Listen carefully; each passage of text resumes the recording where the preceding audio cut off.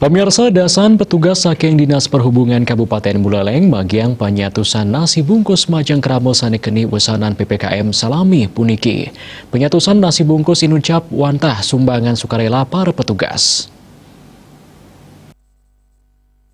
Para petugas saking bidang lalu lintas Dinas Perhubungan magiang penyatusan nasi bungkus ring wewidangan Jalan Diponegoro Singaraja.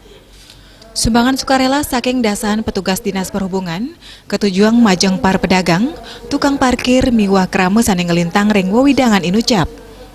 Kabid lalu lintas Dinas Perhubungan Buleleng Cok Adityan Latarang, nasi bungkus puniki wantah sumbangan sukarela saking petugas jaga. Perindikan puniki pinake cihne rase eleng petugas, sapisanan ngicalang gatre kawan petugas PPKM ri tepengan mangkin. Kita akan kembali lakukan mungkin hal-hal yang sama, dan ini adalah murni mereka teman-teman kami di lalu lintas yang dengan sukarela memberikan dan juga menyisihkan rezekinya untuk saudara-saudara.